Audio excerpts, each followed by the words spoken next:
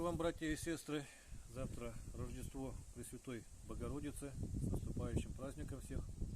Вот такой вот нож сотворили Божьей помощью. Якутский. Ножнах держится плотно, не выпадет. Пытается одной рукой. Вот. И сразу его проверить.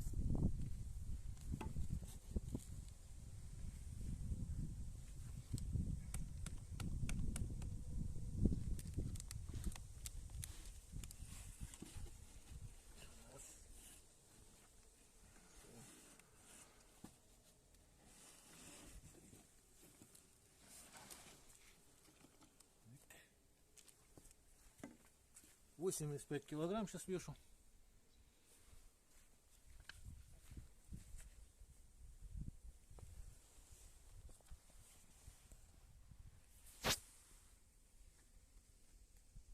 Полный рост покажи.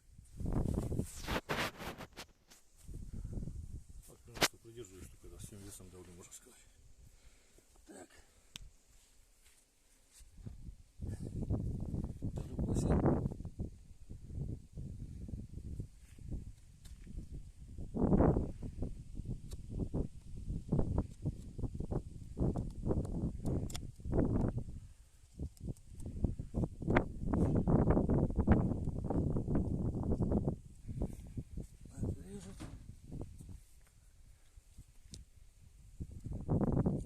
Транспортерная лента. То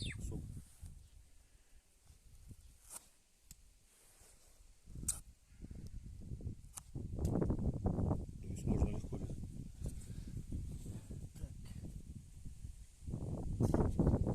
Дерево, естественно.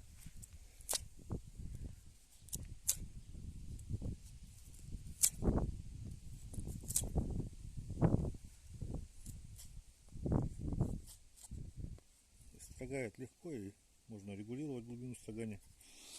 Так. Теперь хвост. Чтобы показать, как волосы режет. А иногда бороду даже подбриваю таким ножом. Примерно. Газетки.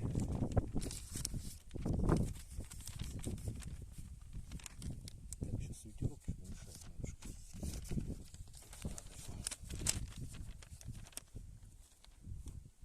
Блин, горелый. Ветер не дает. Вот так вот. Вот двумя пальчиками держу.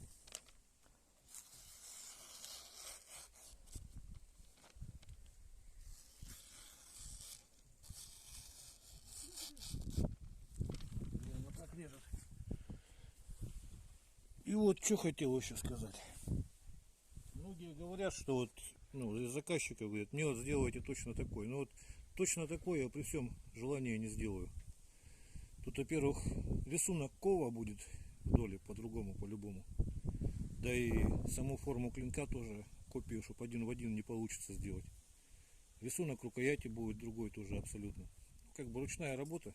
Подобное могу сделать, а копию нет, не получится. Вот если затупился, значит поправить вот ровный брусочек и наждачка. И по плоскости. Лучше, конечно, к чему-то прислонить. В таком положении. По плоскости никаких углов выдерживать не надо. Потом вот со стороны линзы вот так вот немножко можно убрать заусенчики. Можно прямо сюда. Ничего нет, прям вот нужно свободное время или обкруженный ремень также доводить до конца. Вот, в общем, да, еще можно удлинять ножнами. Сам не выпадает, то есть где-то что-то не достаете, вот уже как бы немножко удлинили. Аккуратно только доставать надо.